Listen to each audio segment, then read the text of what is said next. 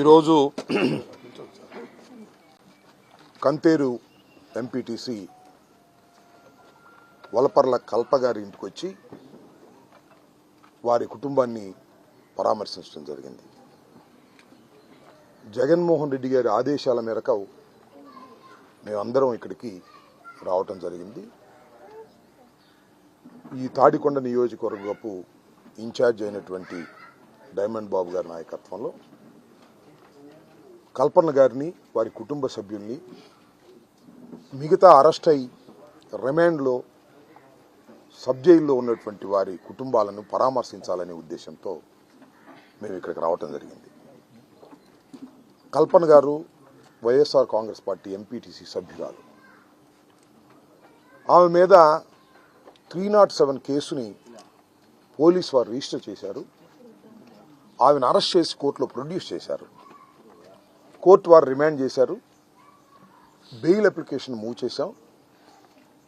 త్వరలో ఆమెకు బెయిల్ వస్తుందని ఆశిస్తున్నాం, ఆమెతో పాటు ఇంకా ముగ్గురు కూడా.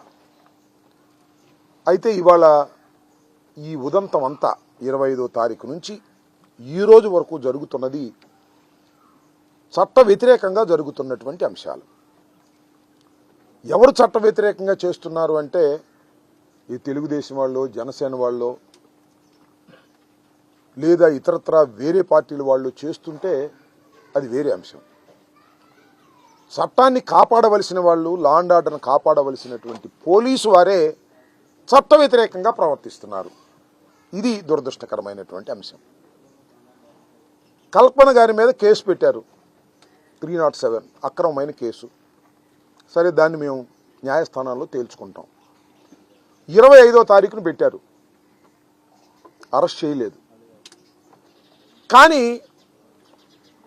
3 రోజుల క్రితం తెల్లవారుజామున 3:30 గంటలకు వచ్చి దౌర్జన్యంగా ఆమెను తీసుకెళ్లారు.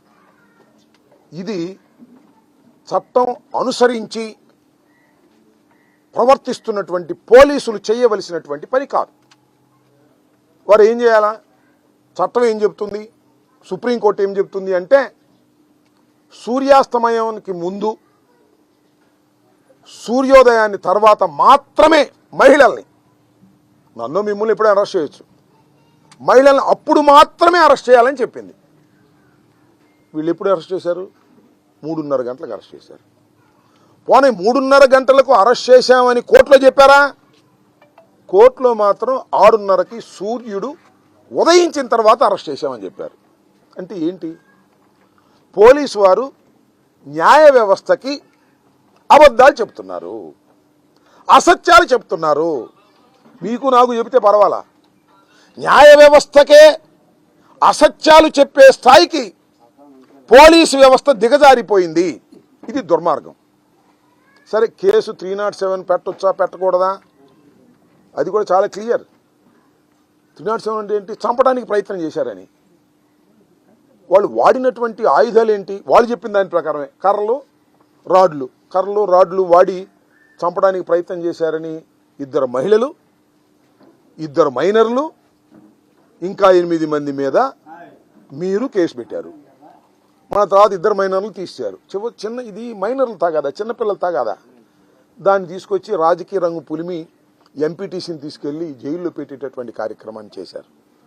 మా వాళ్ళు కూడా, ఈ ఎస్సీస్ కూడా కంప్లైంట్ ఇచ్చారు, అది కూడా రిజిస్టర్ చేశారు. But they have not taken action. మాకు సంబంధించిన 2 మహిళల్ని, వైసీపీకి సంబంధించిన 2 మహిళల్ని, 2 పురుషుల్ని తీసుకెళ్లి జైల్లో పెట్టారు. కానీ SC/ST అట్రాసిటీస్ కేసు రిజిస్టర్ చేశారు, కానీ వాళ్ళని మాత్రం యాక్షన్ తీసుకోవాలి. అంటే నిష్పక్షపాతంగా వ్యవహరించడంలో పోలీసులు విఫలమవుతున్నారు, పక్షపాత ధోరణితో వ్యవహరిస్తున్నారు. ఈ విషయాలని కోర్టు వారికి చెప్పాం, కోర్టు వారు మెమో ఇచ్చారు. మళ్ళా మొన్న వలపర్ల కల్పన వాళ్ళ అమ్మాయిని, వాళ్ళ తల్లిగారిని తీసుకువెళ్ళి ఎస్పీ గారికి చెప్పాం, ఎస్పీ గారికి కంప్లైంట్ ఇచ్చాం. ఆ తర్వాత ఎమ్మెల్యేలని, ఎమ్మెల్సీలని మేమందరం కలిసి ఈ విషయాన్ని, చిలకలూరుపేటలో జరిగిన విషయాన్ని, ఇంకా పలు చోట్ల జరిగినటువంటి అంశాలను పై అధికారులకు చెబుదామని డీజీపీ గారి దగ్గరికి వెళ్ళాలని ప్రయత్నం చేస్తున్నాం. కానీ డీజీపీ గారు అపాయింట్మెంట్ ఇవ్వటం లేదు మాకు. నేను మొన్న అపాయింట్మెంట్ అడిగాను, నిన్న అప్పిరెడ్డి గారు, అదేవిధంగా మహిళా వరుదు కళ్యాణ్ గారు, మహిళా కాంగ్రెస్ అధ్యక్షురాలు ఎమ్మెల్సీ గారు, వాళ్ళిద్దరు కలిసి ఒక లెటర్ పంపారు డీజీపీ గారికి. అయ్యా, పోలీసులు చట్ట వ్యతిరేకంగా ప్రవర్తన చేస్తున్నారు, మీ దృష్టికి తీసుకురావాలని మేము అనుకుంటున్నాం అంటే ఆయన మాకు అపాయింట్మెంట్ ఇవ్వట్లేదు. అదేంటో మా కర్మ మాకు అర్థం కాలేదు. అది మా దురదృష్టమేమో మాకు తెలియదు. మాజీ మంత్రులు ఎమ్మెల్సీలుగా పనిచేస్తున్న వారు ఒకవైపున అన్యాయం జరుగుతూ ఉంది, ఎస్సీల మీద రాత్రిపూట వచ్చి పట్టుకెళ్తున్నారు మహిళల్ని, ఇది పోలీసులు చేయవలసిన పని కాదు అని చెప్పుకుందామని డీజీపీ గారిని అడుగుతుంటే ఆయన అపాయింట్మెంట్ ఇవ్వనటువంటి దౌర్భాగ్యమైన పరిస్థితిలో ఇవాళ ఆంధ్రప్రదేశ్ ప్రభుత్వం, ఆంధ్రప్రదేశ్ ప్రజాస్వామ్యం ఇవాళ ఉంది. ఇది చాలా బాధాకరమైనటువంటి అంశంగా నేను భావిస్తున్నాను. విఘ్నులైనటువంటి సత్య శోధకులైనటువంటి ప్రజలు దీన్ని ఆలోచించాలని మనం చేస్తున్నాం. ఎందుకు మాజీ మంత్రులు, ప్రజెంట్ ఎమ్మెల్సీలు అడుగుతుంటే డీజీపీ గారు ఎందుకు అపాయింట్మెంట్ ఇవ్వటం లేదు? వినొచ్చు కదా, మేము చెబుతున్న విషయాన్ని వినొచ్చు. వినటానికి కూడా ఏమిటి సందేహం? చంద్రబాబు నాయుడు గారు వినొద్దన్నారా? ఏమిటిది? నేను ఇప్పటికైనా మీ ద్వారా, మీడియా ద్వారా డీజీపీ గారిని, హరీష్ గుప్తా గారిని నేను అడుగుతా ఉన్నా, అయ్యా అపాయింట్మెంట్ ఇవ్వండి, మా వాళ్ళు వస్తారు, మీకు రిప్రజెంటేషన్ ఇస్తారు, మీకు ధర్మం అనుకుంటే చెయ్యండి, లేకపోతే చేయమాకండి. కనీసం వినడానికి కూడా సిద్ధపడినటువంటి పరిస్థితి ఉన్నప్పుడు పోలీసులు మరింతగా రెచ్చిపోయి పోలీసులాగా వ్యవహరించడంలా, they are acting as a రౌడీలాగా. రాత్రిపూట 3:30కు వచ్చి తీసుకెళ్ళటమేంటి? అంతేవిధంగా చిలకూరుపేట మాజీ ఎమ్మెల్సీ గారు, మాజీ మంత్రి గారి కారులో ఎవరో శ్రీకాంత్ రెడ్డి ఒక కేసులో ముద్దాయి ఉంటే ఆ కారు డోరులు తలుపు తీసేసి ఆమెను నెట్టేసి ఆమెను అబ్యూజ్ చేసి వాడిని చొక్కాపడి తీసుకురావడం ఏంటి? చివరికి ఏమైంది? కోర్టులో 41 నోటీస్ ఇచ్చి పంపించాల్సిన ఒక చిన్న కేసులో ఇంత రాద్ధాంతం చేయాల్సిన అవసరం పోలీసులకు ఉందా? లేదు. కానీ ఉంది. ఎందుకంటే పత్తిపాటి పుల్లారావు గారు చెప్తాడు, ఇక్కడే ఇంకో ఆయన చెప్తాడు, వాళ్ళు చెప్పినట్టు పోలీసులు వ్యవహరిస్తున్నారు. దీనివల్ల ఏం జరిగిద్దంటే పోలీసుల మీద నమ్మకం పోతుంది, అరాచకం వచ్చే ప్రమాదం ఉంది. ఈ విషయాన్నే మేము డీజీపీ గారికి చెప్పాలని ప్రయత్నం చేస్తుంటే వారు మాకు అపాయింట్మెంట్ ఇవ్వట్లా. హోంమంత్రి గారు చెప్పామనుకో ఉపయోగం లేదు. డీజీపీ గారు అంటే పరరాష్ట్రం, ఆయన ఐపీఎస్ ఆఫీసరు, ఆయనన్నా వింటాడంటే ఆయన వినే పరిస్థితులు లేకపోవడం దురదృష్టకరంగా మేము భావిస్తున్నాం. ఇది చాలా ప్రమాదకరమైనటువంటి అంశమని ఈ సందర్భంగా నేను చెప్పదలుచుకున్నాను. ఇవాళ వలపర్ల కల్పన గారికి కానీ, వారి కుటుంబ సభ్యులకు కానీ, వారితో పాటు అరెస్ట్ అయినటువంటి కడవ ముగ్గురు కానీ, మహాలక్ష్మి గారు ఒక ఆమె, ఇంకా ఇద్దరు, లేదు ఇంకా అరెస్ట్ కావలసిన వాళ్ళు కానీ, వీళ్ళందరికీ కూడా జగన్మోహన్ రెడ్డి గారి తరపున మేము చెప్తున్నాం. ఆయన మాకు చెప్పి పంపించారు, పార్టీ మీకు అండగా ఉంటుంది, ధైర్యంగా ఉండండి, కష్టాలు కలకాలం ఉండవు. మనం ఇప్పటికే సంవత్సరం అయింది, ఇంకా 4 సంవత్సరాలు, చివరి సంవత్సరం ఏమి ఉండదు, 3 సంవత్సరాలు మాత్రమే.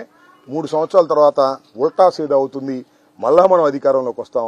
ఏ విధమైన భయం పడాల్సిన అవసరం లేదు, కొద్దిగా ఇబ్బందుల్ని ఓర్చుకోండి అని ఈ సందర్భంగా చెబుతూ వారికి ధైర్యం చెప్పే నిమిత్తం మేమందరం కలిసి వచ్చామని, జగన్మోహన్ రెడ్డి గారి ఆదేశాల మేరకు మేము కలిసి వచ్చామనే విషయాన్ని మీ అందరికీ హృదయపూర్వకంగా తెలియపరుస్తున్నాం. ధన్యవాదాలు.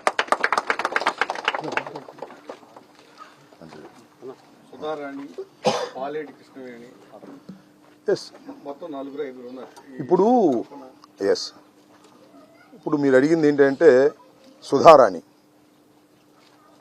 పెద్దిరెడ్డి సుధారాణి, అదేవిధంగా ఇవాళ కల్పన, కృష్ణవేణి, పాలేటి కృష్ణవేణి, ఈ ముగ్గురిని అరెస్ట్ చేశారు పోలీసులు.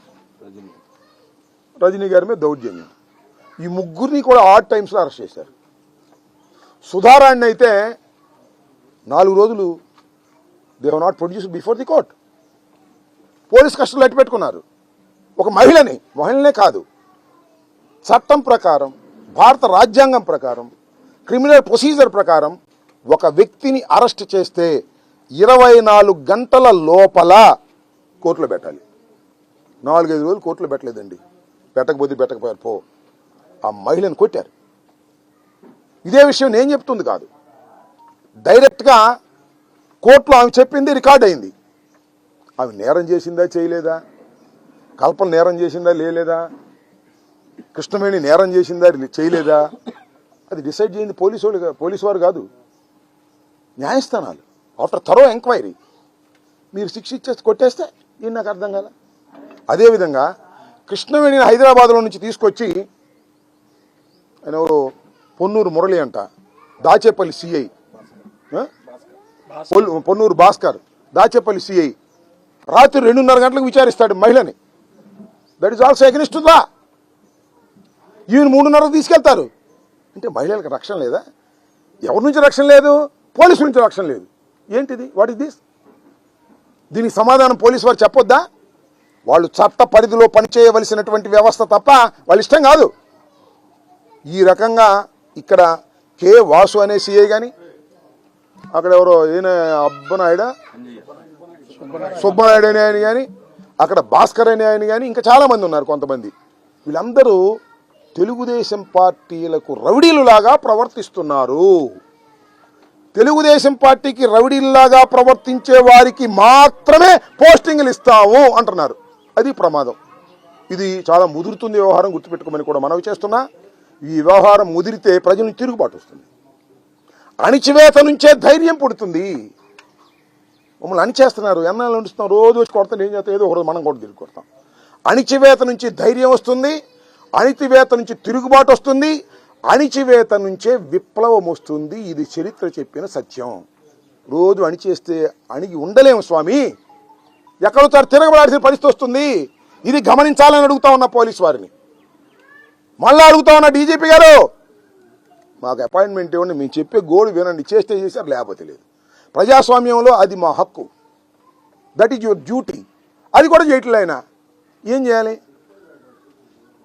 ఇది ఈ మహిళల పట్ల ఈ ప్రభుత్వ యంత్రాంగం, మరి ముఖ్యంగా పోలీసుల ప్రవర్తన చాలా అభ్యంతరకరం, విచారకరం. వారు శిక్షార్హులు. నేను చెప్తున్నా, 3:30 గంటలకు తీసుకువెళ్ళినటువంటి కే వాసు అనే వ్యక్తి మీద, సిఐ మీద యాక్షన్ తీసుకునేంత వరకు చట్ట ప్రకారంగా మేము పోరాడతాం. దానిలో ఏ విధమైన సందేహం లేదు. ఆల్రెడీ నేను ఎస్పీ గారికి నేను తీసుకెళ్ళి ఇచ్చాను. హైకోర్టులో కూడా మేము దీనికి సంబంధించినటువంటి పిటిషన్ పడేస్తాం, దాన్ని నిగ్గు తేలుస్తాం. ఇలా మరొకటి చేయకోకుండా జాగ్రత్త చేస్తాం. అది మా చేతిలో ఉన్నటువంటి అంశం.